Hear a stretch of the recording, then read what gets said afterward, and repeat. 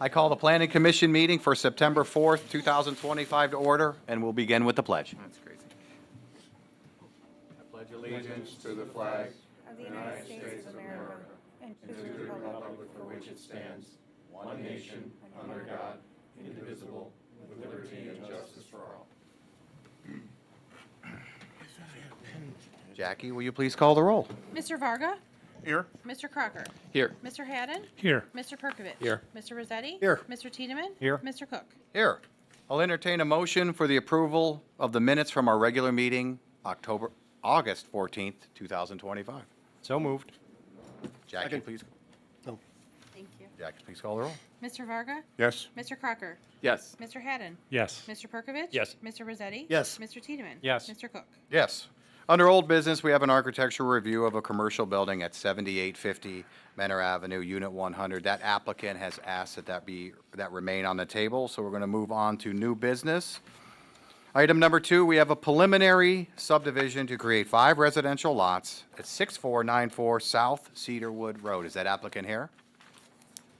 Please come up, give us your name and address, and tell us a little bit about what you'd like to do. Well, they didn't warn you that you were...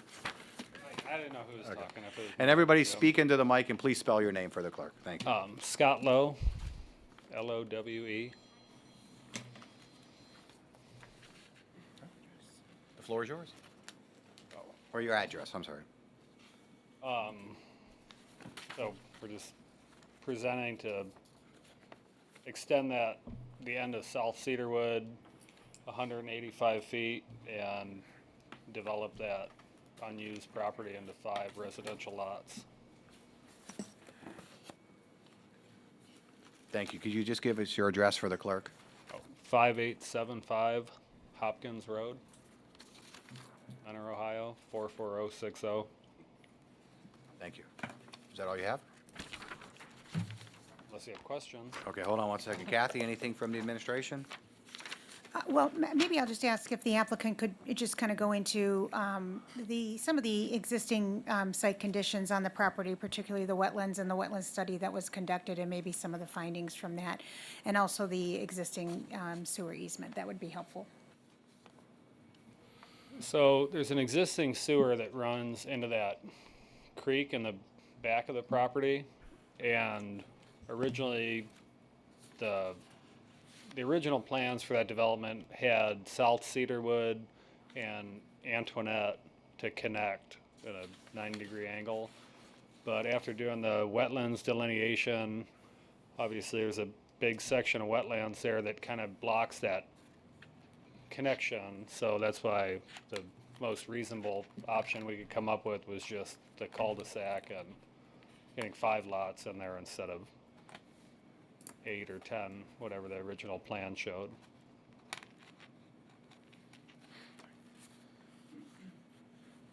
Kathy, anything more? Well, I'll just point out for the folks that are listening, and just in case it wasn't noted, that there's some significant history to this particular property. It's been under Planning Commission review, at least what we could find, 3 times, going back all the way to 1980. And there was an 8-lot subdivision at one point, a 9-lot, and then also an 8-lot again. There was an approval at one point back in 1980. However, I think you can just indicate, just from the wetlands that are there, there's just, some site constraints and existing conditions that have made it a little bit challenging in the past. So I think, the city sees this as a nice opportunity to complete this road that has a dead end. There's no turnaround. So if somebody were to go to the end of the street, they have to use somebody's driveway to get back up on South Cedarwood. So this is a nice opportunity to complete that road, especially for emergency vehicles and so forth. So we've spent actually a number of meetings speaking with Mr. Lowe and their engineer. As far as there's constraints on the site, they did go so far as to do the wetland study that was helpful in determining why they can't make that connection to Antoinette, which normally we would want to see. But with those site constraints, we feel that this is a reasonable solution. So if there's any questions, we're happy to answer. Thank you. Anything from the commission members? Mr. Varga? Chairman? There's a right-of-way, it shows right up on this drawing, Shawnee Trail. That's a 50-foot right-of-way. I don't know, is there any history to that as to why it wasn't developed?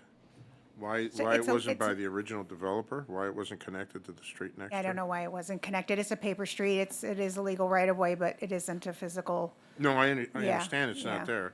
But if it was there, this would be a normal cul-de-sac within the constraints of the code. Right. And it wouldn't be an issue. And I'm just a little surprised the fire department didn't have some reaction to the length of the street. Well, they're certainly in favor of having the turnaround. Well, yes. I don't really have an issue with the subdivision as it's being planned, but I just wondered about that one connection, because that would have made all this normal and within bounds, and of course, that was the previous subdivision, right? And it just Yes. wasn't required for him to make that connection. And these aren't recent subdivisions, so we're dating them back quite a few decades, so. And it would be unfair to make him have to make that connection. It's not even his property. No, right. Yeah. It's city property though, right? Well, it is a right-of-way, so it has been Yeah, I mean, I just. recognized. I just saw it and I thought, when I first saw the plan, I said, oh, good, there's a street right there. It connects, everything's copacetic. Then I realized no, it's not. So, all right, I just wanted to know, ask about that. Thank you. Is there anything else? Mr. Chairman, Mr. Hadd? regarding the conservation area, obviously a driveway is going to have to go across that in the future. Is there any restriction if a driveway can be put there or not? Now, if that's a legal question, or if you can answer it. Well, technically, we don't have, I mean, from right now, essentially getting the preliminary accepted, the building area would be ahead of that. Okay, so you're in front of the creek. Yeah. Okay, That's why that end lot is so big, because you have the wetlands on the one side, and you're only gonna have a buildable area over to that would be the west side of that, on the other side of the sewer easement and the property line. Minus you. that small section of wetlands, because that can. That'll be that can get- mitigated, yeah. That can be mitigated without extra cost. thank you. Thank you. Is there anything else? Mr. Chairman, Yeah. I would just note for the commission as well, what's going to come of these plans as is as well are variances are going to have to be granted or at least applied for based upon how this is planned as well. And so I just wanted to point that out, and the fact that the administration is supportive of it. It is a reflection of the surrounding communities to this property as well. I also wanted to highlight in terms of sidewalks, I know that that's a requirement. However, this commission does have authority under section 1107.02 to waive such a requirement as well, based upon extraordinary and unnecessary hardship for the compliance as a result of topographic or physical conditions such as these wetlands. So I just wanted to notify the commission of that as well. Thank you. Thank you. I like it. I think it's in keeping with the existing development. Nobody else has sidewalks, and I think it will ultimately improve safety, because now instead of dead ending, the fire department can turn in a real cul-de-sac. Right. But, Correct. Yeah. And I don't know, Kathy, if you wanted to talk a little bit about our housing study at all. I know I like to pepper that in anywhere I can. Well, certainly, we completed a housing study in 2024, which talked about the need for additional housing. There's actually a nationwide housing shortage right now. And any opportunities we have in some of these older lots that have just been sitting there for decades and unable to be developed, this is a great opportunity. We have somebody that's willing to invest in this property and do it the right way. So certainly, I think this is supportive of the housing study as well, to bring in 5 new homes to an area. So no objections from the administration on that end. And if there was going to be any comment with regard to the sidewalks, that should be a condition that's added.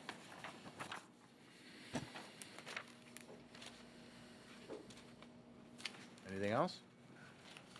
With that, I'll entertain a motion. Motion to approve with, you're showing us, what's, Sidewalks. that's saying that sidewalks are not required? Right. We can waive them. Okay, 7 conditions, with the 7th being that we're waiving the condition for sidewalks. As per section 1107.02 of the subdivision regulations. Second? Jackie, please call the roll.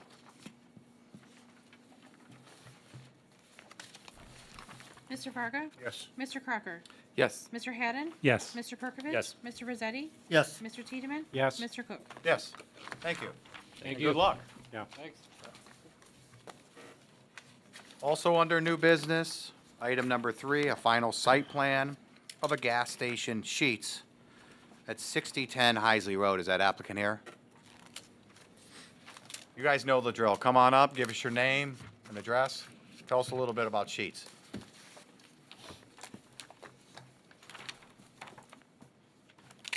Good evening. My name is Diane Calta. I'm Land Development Counsel with Sheets. With me tonight is Alan Selly, the project permit manager for this site, along with the site selector, Owen Wolf. And thank you for having us back here tonight. We were with you at, I believe it was your last meeting, for review of some conditional use permits. And tonight, as you've mentioned, it's our review of final site plan. So I'm going to actually turn it over to Ellen. We have your staff report, and she's going to walk through the site and address the comments that were part of the staff report.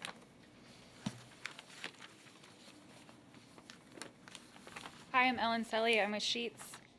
And yes, I will just walk through some of this. I know there were a few questions on the report.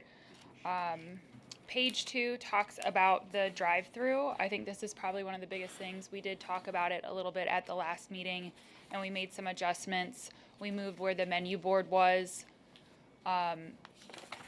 This drive-through is Sheet standard. So if you drive around the Sheet sites in the area that have a drive-through, all the ones around here have the same drive-through configuration. We call it a isolated canoe is what we call it. And one thing to remember about our drive-through traffic is we're not a Starbucks, we're not a McDonald's, we're not a Chick-fil-A. I actually just got new data today that says our peak hour, which is lunchtime, has 5 cars in the drive-through during our peak hour. Previously that was a little higher, so now that's down to 5. This drive-through is an amenity for our customers. We used to have curbside pickup. That could still be an option. We have this drive-through. You know, it's just something else to make it easier for our customers to pick up. That MTO order point that we moved, it's when you pull up, there'll be a little speaker that says "Welcome to Sheets," but then it's the same order point that you have inside. It's just a touch screen. But 25% of the people going through the drive-through have already ordered on their app. And if you've ordered on the app, you can skip that whole canoe completely and you can just go straight to the window. So there's another portion of our customers that won't even be driving through that area. So keeping it where it is very helpful to us as well, because it allows us to put parking along 3 sides of our building and, you know, keep the customers right against the building as much as possible. That back side, there is an entrance over there, and a lot of people that frequent Sheets will know if you enter on, if you walk in at the back entrance, it's right by the restrooms, so you can hit that up and then go do everything else that you need to. So we have a lot of people that enter in that back entrance, so it's another good reason that we, you know, keep the drive-through lane separate from the actual building. Some things we can do additionally is we can put a stop bar at the end of that drive-through lane if that would help people be more comfortable. We can add some additional signage, but this is really prototypical and it works well on all of our other sites. In Ohio, we have 76 sites with drive-through, and again, the majority look like this. And if you drive around the area, all the drive-throughs in this area look like that. That would be, and I had written down where all those were, Painesville, Willoughby Hills, the 2 sites in Madison, the one right when you get out of Mentor, and Willoughby and Solon all have the same exact one. You can go drive through it if you want and get comfortable with it. The next question talks about outdoor display, and we're only going to be selling propane outside, and that is in a propane cage, and it's been fully screened per your code. Signage will come later. Another item talks about parking, and there's a minimum and maximum in your code. And the way that we have, and the city has figured out, the calculation is based on square footage of our building. And that maximum is 31, and we propose 45 parking spaces. That is the number, again, that works for our Sheetz prototype. You could see up to 8 people working at Sheetz at one time. And so we need places for all those employees plus turnover from shift to shift. So we need some additional.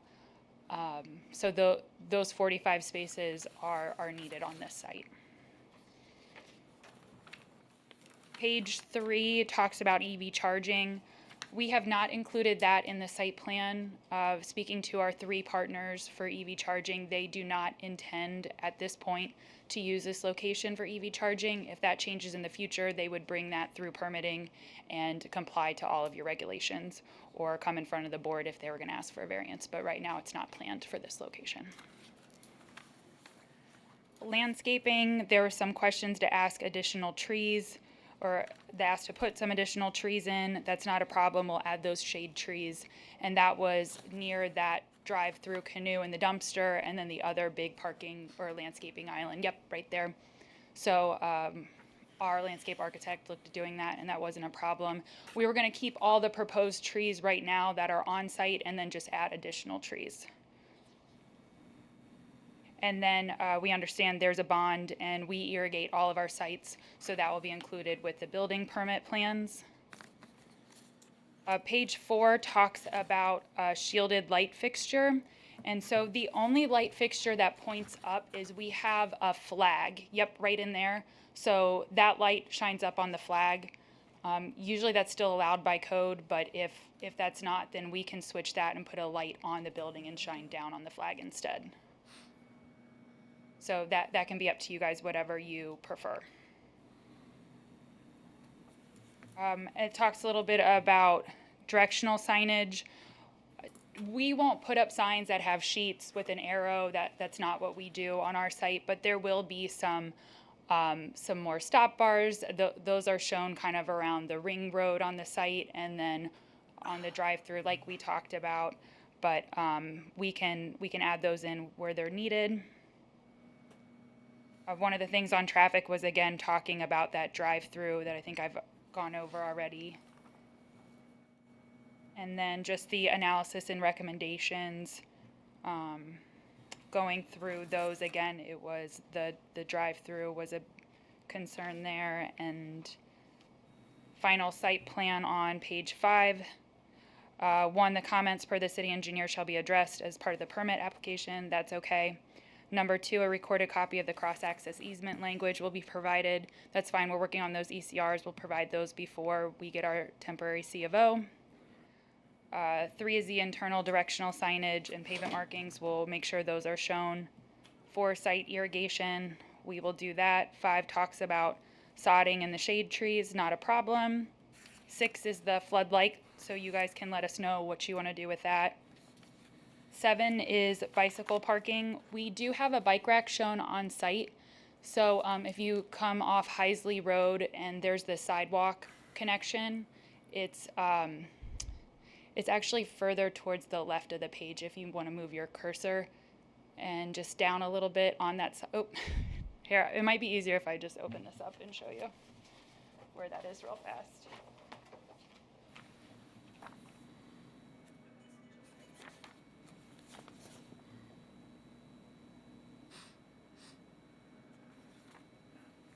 Yep, right there.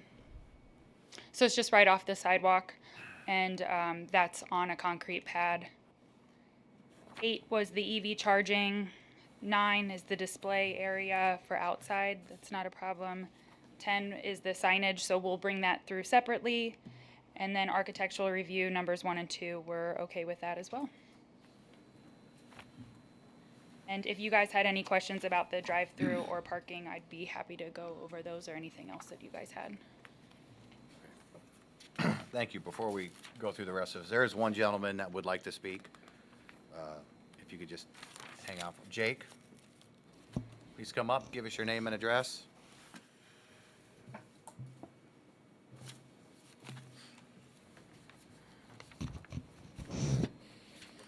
Yes, please, thank you.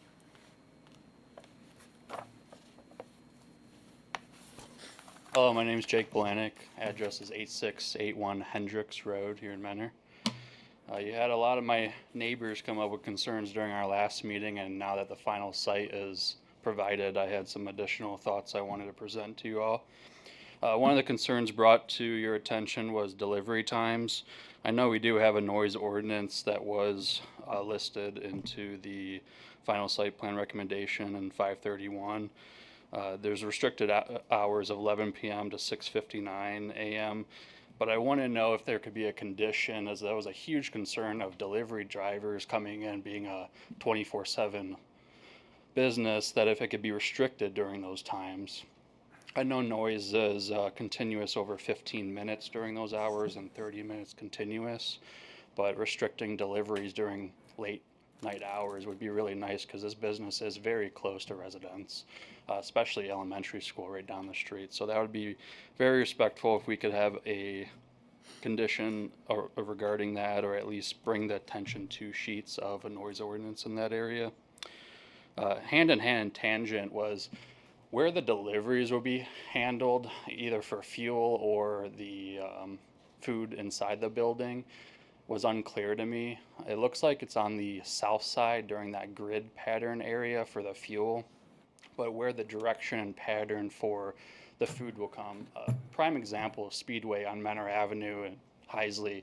They deliver in front of the building, blocking about 4 to 5 different pumps. They're physically unusable because of their deliveries. They're supposed to deliver on the side or the rear of the building. They don't follow those rules. So I wanted to see if Sheets would be able to review the direction pattern of deliveries, both for fuel and food, to make sure that there's enough clearance for guests that are entering and exiting the location, rather than the Speedway location we have.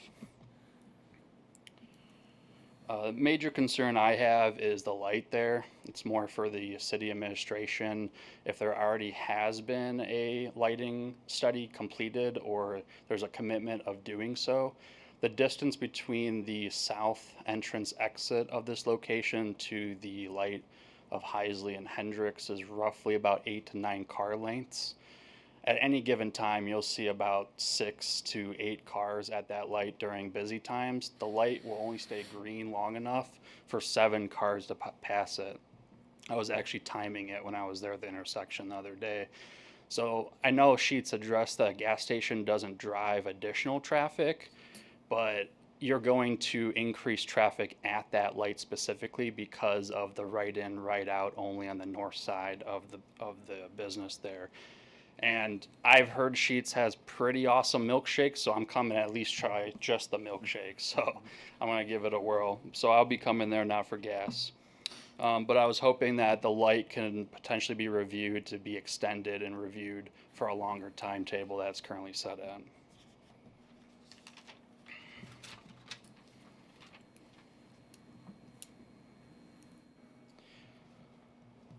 Finally, our favorite food choice talked about during these meetings is the pork chop on the north side of the area. They didn't discuss the specifics of that pork chop being the right in, right out. I noticed coming in the one at the wellness center down the road here, the Menor facility, and other ones that was at the Walmart location by Speedway and Menor Avenue. They're rounded and very short. I was hoping we can have that reviewed from the city to be more of a 90-degree angle and thicker. Vehicles run over that pork chop like it's nothing. They don't care it's right in, right out. They're going to make a left-hand turn, especially if the light doesn't change on Hendricks going into Heisley. they're not going to make a left on Hendricks. They're going to make a left on Heisley there going northbound. So I was hoping we can review that pork chop dimensions and see if we can have that improved a bit to what we normally suggest in that manner. And the final concern a lot of our residents had was the aesthetics of this building. Mr. Varga, I'm sure number one concern that you're going to have is making sure those rooftop units are covered from the roadway. That's a big thing that I would suggest, being so close to residentials as well. So that's what I have today. I appreciate you letting me speak. Thank you. Thank you.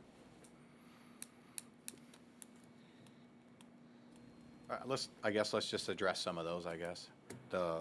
Let's start with the flag light. Kathy, I saw you kind of thumbing through some things. What's your take on that one? Certainly in the city, there are lights that shine onto flags for the purpose of highlighting the flag. And we can certainly look at the code a little bit further on that.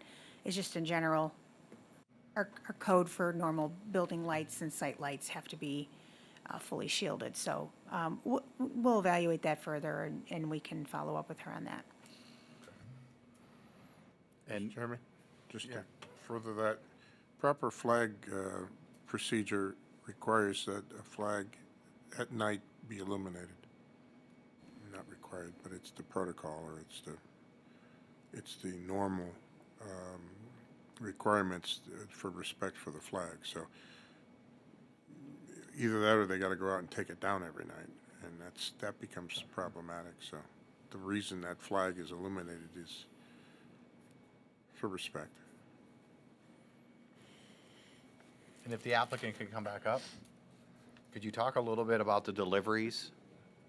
And when they come, food, gas? Yeah, our deliveries will be, the food deliveries will be on the rear and side. As he mentioned, the intent is not to block our fuel pumps. There's plenty of space on here for those deliveries to happen on the rear and side of the site. Timing-wise, that will depend on where we are in the list of where they're making their other deliveries. And so I can't speak to exactly when those times will be. Typically, they're during normal business, but it just depends at this point. So if you do have a noise ordinance, we will follow that. That's not a problem, and that gets passed along to the store managers and to those who are making the deliveries. But I don't know the exact timing for those. He mentioned the traffic timing of the intersection light. I haven't looked in the traffic study in a while. I wasn't expecting that question tonight, but quickly looking at it when he was talking, I didn't see that it was warranted in the study recommendations, so it would not be something we would be changing. If it's not warranted per the study, then it's not something that we're planning to change in the design. There were other things that were warranted, like the right turn lanes, those types of things, and those will be implemented as part of our design. The pork chop, that meets, I believe that's an ODOT size one, and it does look huge, but it's to get trucks in and out of the site, and it meets all the standard requirements, and the city will need to sign off on it before it gets fully approved and constructed. That pork chop will. Did I miss anything? I think those were think the you got three it. things. Excuse me, I just have can you clarify, what's the front of the building? Your door's in the corner. Right. By the front of the building, I mean where the pumps are. Okay, so the south side of the building's the front. Yes. Okay, Yep. thanks. Kathy, could you talk a little bit about pork chop dimensions at all and roll-up limbs? We should have. I think that's more of a pie, this one. Jeff, pork chop? It looks delicious. It looks like a very large pork chop. I think to the applicant's point, it's going to be code compliant, it's going to Right. meet ODOT standards, and the engineering department will have to sign off on it. And we had some other locations, other projects where that construction was quite small, and I can tell just by looking at this that this is quite large, and I don't think people will be driving over this, but it'll meet the traffic concerns. I think our existing pork chops around the city start out tall, right? But as asphalt gets laid down, mill and fill, the road gets taller, right, in elevation. And we have less of a reveal of our pork chop. So, at least that's the one up on the Speedway, I think. And the light, is that something the city would do? If traffic was backing up, would we extend the light time? That's something the city could evaluate further if Okay. if it became a problem. But at this point, if the traffic study didn't warrant it, it's not going to be changed at this point in time. Yeah. But it could be changed at a later date, certainly. But if it's backing up all the time, Sure. okay. And could you talk about the noise ordinance between 11 and 7? I mean, Well, every business in the city has to meet the noise ordinance. You can certainly add it as a condition that as a reminder that they meet the noise ordinance. It is already a requirement. And we do have this come up with businesses in terms of time of day that deliveries are made. We certainly ask, I can think of newer businesses along Menor Avenue, in the Heisley intersection area that, Or Myers, is it? well, Myers and even Trader Joe's, that we've had those, questions. And I think actually most businesses have been pretty cooperative with, okay, we'll make those adjustments. So it's something that we monitor. If we get calls of concern, then we'll address it, but they do have to meet the noise ordinance. okay. And the driveway, what did you call it? An isolated canoe. An isolated canoe? Could you talk about that a little bit? What the administration's stance on that was? And what she said, does that maybe suffice? I think we knew going into the conversation that this wasn't going to be a typical drive-through like a Starbucks. We knew it wasn't going to get the volume based on their comments, and that this is more of a convenience service that Sheetz offers. I think we were, and we continue to be concerned about the fact that the right in, right out is right there. And then you have, where Kayla's pointing there, you have this road there. Yes, you have stop bars that are at the road, but then you could have people coming in from the back, going down, and then you have somebody coming in, and then you have people going around. It just seemed like a lot was happening at that point of the site. And we were trying to, I guess, come up with ways that could be eliminated or reduced in some way. So one of the things that we came up with was that curved drive, or she calls the canoe lane. Isolated. Isolated canoe, Canoe. sorry. If it could be even shifted, the connection, not to the east there so much, but connected where Kayla's pointing, actually kind of take that lane and maybe connect it over to that lane. So you eliminate that at the bottom, which is actually east. That was one of our thoughts. And then we said, why do you even need this thing? And why don't you just put the menu board at right where Kayla's pointing there? And I understand what she's saying. I mean, there is some benefit to having it there. It is a little strange. It's kind of unique to Sheetz sites. We did take a look at other sites. She pointed out the Painesville one, which is fairly new. We took a look at that. There's also one in Norton that we took a look at.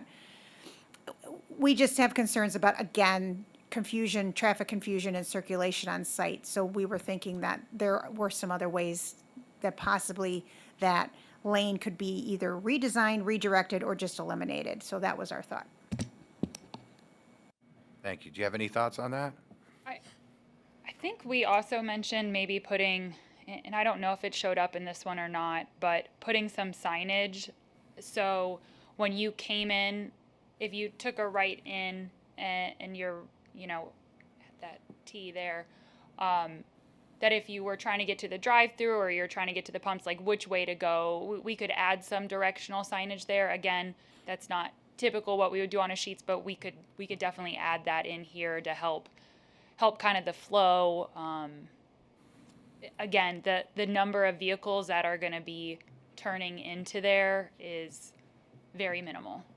So 5 during the peak hour at lunch.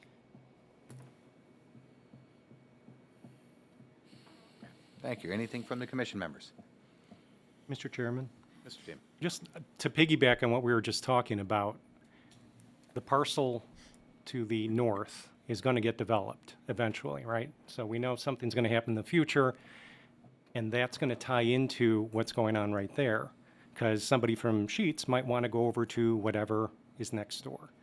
And that's just going to tie up. So I think we need to look at how this is designed a little closer to keep future development in mind as well. I'm just concerned it's going to be a safety issue. Just the drive-through entrance itself, or that whole? That whole, I mean, we have somebody coming in, right turn, or right in off of Heisley. We have somebody maybe who's wants to come through your parking lot and go next door to whatever's over there. There's a lot of cross-traffic that's happening and right in that spot. So it's just something we need to be cognizant of, I guess. So some of the other ways that we could configure this canoe, can I draw on this, or can we shine the camera on this one or not I today? think so. It's just pencil is all I have, but great. Oh, she's saying 1 minute? Oh, there we go.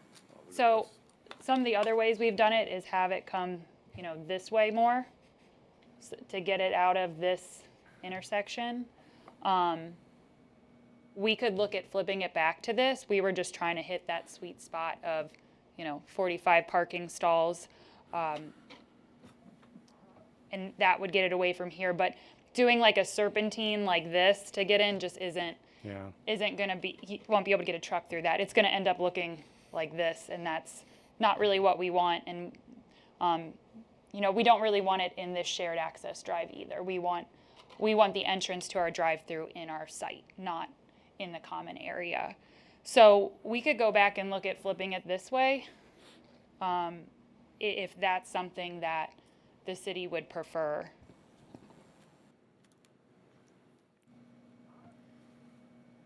Make it like a U? Yeah, that's what it would end up being, would be more like a U there. I don't know. I think that's worse. Yeah, I think it's counterintuitive to, you're driving away from the building to be able to come back to it. Yeah, I think maybe what's there is the simplest. And you have many of these and they work. Yeah, there's, in Ohio, we have, it was 76 drive-throughs, and the majority look like this, and all the drive-throughs in the area here, the 6 immediate ones that have drive-throughs, they look like this here.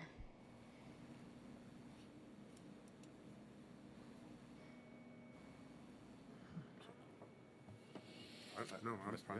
I'm hearing something. Is there anything else? Yeah, Mr. Chairman, Mr. Haddon. for administration, I see that there's no comments about drainage on here or wetland approvals from the city engineer. Are we to assume that that's all been approved, or this is the final site plan? Does the city get a chance to look at that again, or maybe they can say if it's been approved? I don't know. It'll still be required with the final permit submittal. It's hidden in here somewhere that they're still going to review all that and make comments. Yeah, that would have to be included in the final submission. That's just through the engineering department. And then the other comment I had is that on all these plans, it says for preliminary use only. Yeah, that's just so that someone doesn't take them and try to use them to construct the something. building. All right. Yep. But it is final. And then another comment about the exit onto Hendricks. The stop bar is really far back. Is that back there for any reason? I mean, why is it so far back there? This one here? Yes. It's back behind the sidewalk. That's why it's placed where it's at. But if they stop there, they're going to pull up and stop again. That's why I'm kind of confused on that design. You don't want them stopping across the side. So typically you put it behind the sidewalk, and the sidewalk is supposed to be so far back from the right-of-way line, I believe, in this there's a reason for where that sidewalk was placed, I know. It wasn't just arbitrarily placed. Yeah, because right here's the existing sidewalk, and that's a little closer, and then it's supposed to be, there's a distance here. It's almost like 15 feet, but there's, same thing, then there's a reason here with why it's so far back. If moving the sidewalk closer, something, Well, no, I just saw that. I thought that was kind of weird, but, I'm sure the city engineer will look at that and under. Yeah, that could be- If they see any issues, they'll correct that. Yep. I thought maybe, okay, thank you. That's all I had. Thank you. Anything else? With that, I'll entertain a motion. Motion to approve with the 11 conditions, with the 11th being they need to comply with the city's noise ordinance. And number 12. There was a suggestion of a number 12. That was the additional signage that would be required. That's a number 3. Was number 3? Oh, okay. Oh, sorry. Sorry. 11 it is. Second. Jackie, please call the roll. Mr. Varga? Yes. Mr. Crocker? Yes. Mr. Haddon? Yes. Mr. Perkovich? Yes. Mr. Rosetti? Yes. Mr. Tiedemann? Yes. Mr. Cook? Yes. And now we have an architectural review of a gas station Sheets at 6010 Heisley Road. Let's talk about the building a little bit.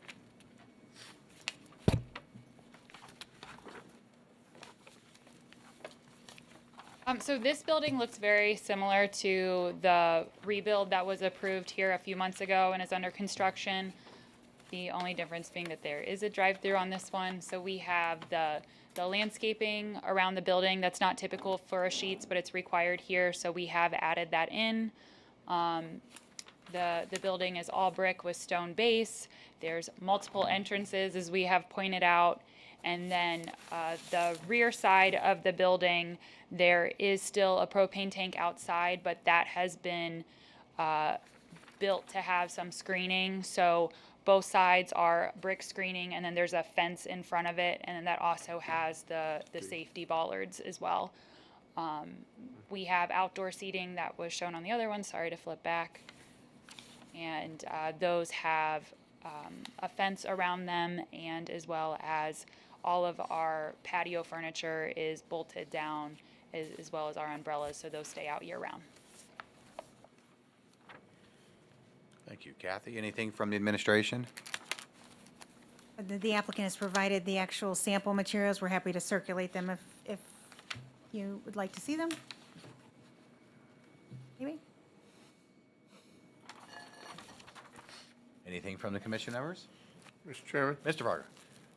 Just a verbal guarantee that the shielding of all the mechanical equipment, that the shielding is 6 inches higher than whatever's up there, right? Yep, that's there. And I think our requirement for the outdoor eating area, I mean, it's nice you have a fence, but it's got to be bollards too. There are, That so is sufficient to stop traffic, because it's trying to protect. That was part of the conditional use permit. Okay. Yep, so we do have, instead of wheel stops, we have bollards around all of our parking stalls, but we will end up switching the ones that are in front of the seating there to meet your code, and there'll be beefier ones like that are in front of the propane tanks. Right. That's the idea. That's all. Thank you. Is there anything else? All right, with that, I'll entertain a motion. Motion to approve? Yeah. 2 conditions? Second. Jackie, please call the roll. Mr. Varga? Yes. Mr. Crocker? Yes. Mr. Haddon? Yes. Mr. Perkovich? Yes. Mr. Rosetti? Yes. Mr. Tiedemann? Yes. Mr. Cook? Yes. Thank you. Thank you. Kathy, anything? Nothing else. I'll entertain a motion to adjourn.